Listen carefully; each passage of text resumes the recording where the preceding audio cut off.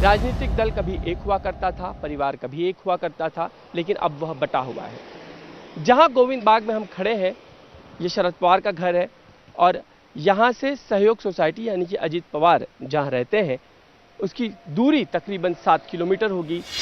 बारामती में शरद और अजीत पवार के घर के बीच की दूरी महज 7 किलोमीटर है, लेकिन दिलों के बीच फासला बहुत बड़ा है। दोनों परिवारों के बीच सियासत में ठन गई है। चुनावी लड़ाई बहू वर्सेज बेटी की बन गई है। दादांचं आणि सुनेत्रा वहिनींचं वचन मंगळवार 7 मे 2024 रोजी दाबू घड्याळासमोरचंच बटन बारामतीच्या विकासाचे शिल्पकार माननीय नामदार अजित पवार। बारामती की जिन सड़कों पर कभी शरद पवार का शोर हुआ करता था, वहां आज छोटे पवार का नाम गूंज रहा है। अजित दादा पवार यांचं चिन्ह आहे घड्याळ। जिस घड़ी के साथ सबसे बड़ा फोटो शरद पवार का होता था, उसी घड़ी की सुई अब अजीत पवार के लिए टिक टिक कर रही है। 7 मे 2024 रोजी दाबू घड्याळासमोरचंच बटन बारामतीच्या विकासाचे शिल्पकार माननीय नामदार 83 साल के हो चुके शरद पवार महाराष्ट्र में तुरही बजाकर नई सियासी जंग का ऐलान कर रहे हैं।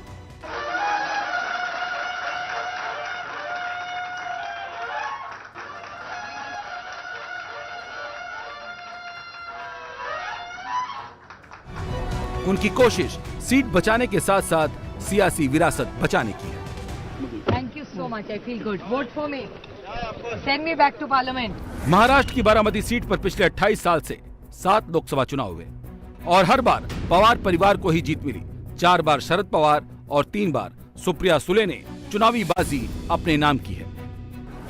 लेकिन इस बार मुकाबला पवार वर्सेस पवार है, यानी पहली बार ऐसा होगा बारामती से पवार परिवार जीतेगा भी और हार का स्वाद भी चखेगा।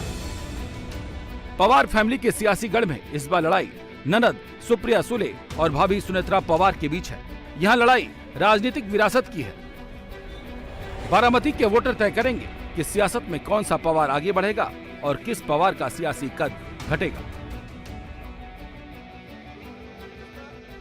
जिस समय घर में थे, आज प्रतिद्वंदी के रूप में खड़े हैं जनता के सामने। मैं उनको प्रतिद्वंदी समझती नहीं। मेरी लड़ाई इस देश की सेवा के लिए है, अन्याय के खिलाफ है, महंगाई के खिलाफ है, बेरोजगारी के खिलाफ है, भ्रष्टाचार के खिलाफ है।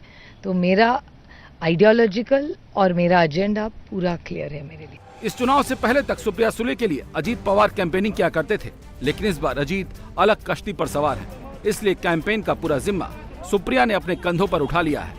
वो घर घर जाकर वोट मांग रही हैं।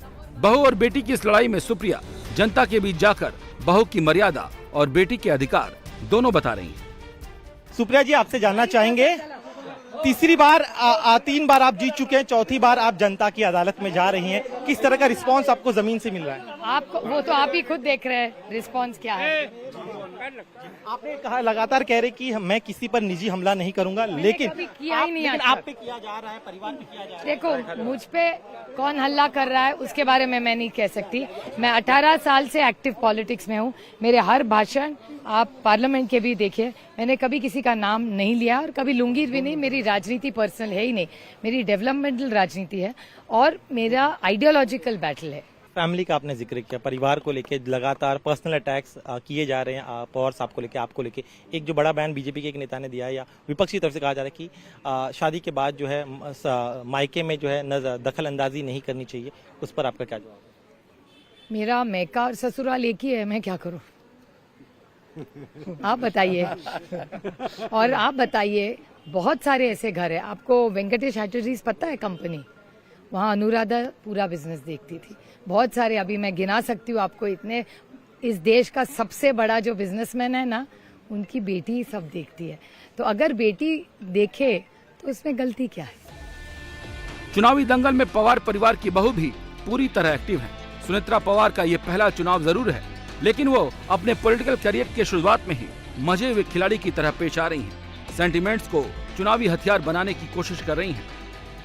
प्रत्येक वेळी तुम्ही लेकीला निवडून दिला, यावेळी सूनला निवडून द्या, हे जे आहे त्याचं काय म्हणतात? काय बोलायचं नाही?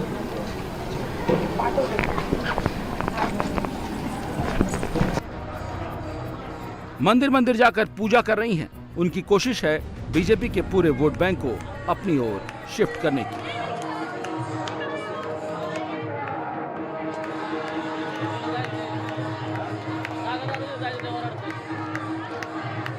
एनसीपी अजीत पवार की तरफ से सुनेत्रा पवार मैदान में है, इस वक्त हमारे साथ है।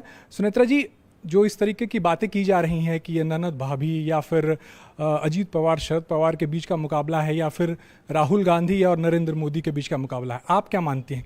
क्या नाम देंगे इस मुकाबले को? मुझे लगता है कि वैचारिक राजनीति का ये मुकाबला है।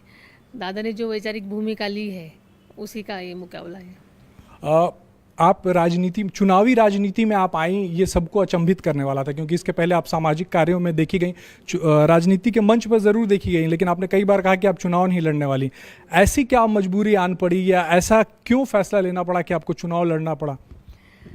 मजबूरी तो नहीं थी, ये तो मेरा फैसला था, क्योंकि आज आपको पता है कि अजीत दादा ने जो भूमिका ली तो उनके साथ मुझे डट के रहना ये मेरा कर्तव्य था, इसलिए मैंने ये भूमिका ली। सुनेत्रा की बॉडी लैंग्वेज से लग नहीं रहा है कि वो पहली बार चुनावी मैदान में है। वो लोगों के बीच जाकर पूरे आत्मविश्वास के साथ अपना एजेंडा बता रही हैं। इलेक्शन में सेंटीमेंट के खेल का पूरा ध्यान रख रही हैं। ननद भाभी के रिश्ते की मर्यादा का पूरा ख्याल रख रही हैं। सुप्रिया सुले हैं आपके खिलाफ, आपके ही परिवार की हैं। वो लगातार मीडिया में यही कह रही हैं या अपने बयानों में ये कह रही हैं, आपको आप अपनी माँ बता रही हैं और बोल रही हैं कि माँ हैं वो हमारी। माँ से किस बात की लड़ाई? हाँ, मैं तो वही आपसे सबसे मैं बोल रही हूँ कि ये राजनीति जो है वैचारिक लड़ाई है ये तो रिलेशन की लड़ाई नहीं है। तो राजनीति के तरफ और रिलेशन की जगह होना चाहिए, यही मेरा भी कहना है। बारामती का वोटर हर बार पवार परिवार पर भरोसा जताता रहा है, लेकिन इस बार पॉलिटिकल पार्टी और परिवार के बीच सियासी संतुलन बिगड़ने से कंफ्यूजन पैदा हो गया है। वोटर को लगता है कि भले ही सांसद शरद पवार और सुप्रिया सुले रहे हों, लेकिन विकास के काम के पीछे ब्रेन अजीत पवार का ही रहा है।